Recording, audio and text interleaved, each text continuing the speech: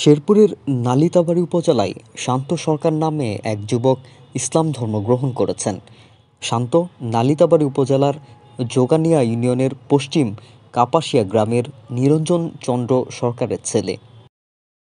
২০ বছর বয়সী শান্ত বৃহস্পতিবার নোটারি পাবলিকে এফিডেভিট করার মাধ্যমে স্বেচ্ছায় হিন্দু ধর্ম ত্যাগ করে ইসলাম ধর্ম গ্রহণ করেন।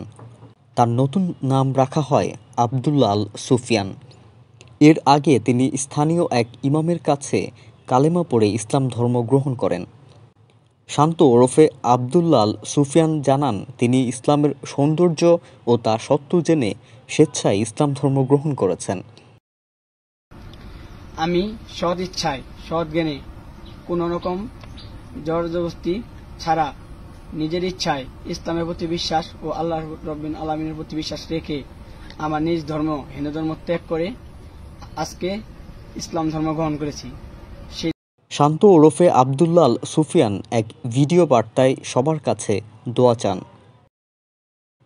আমার জন্য দোয়া করবেন যাতে আমি পরবর্তী দিনগুলো আল্লাহ তাআলার বিদেশ ও আদেশ মতো মেনে চলতে পারি। ইসলাম ধর্ম গ্রহণ করায় আব্দুল্লাহ আল সুফিয়ানকে ফেসবুকে অনেকেই প্রশংসা করছেন।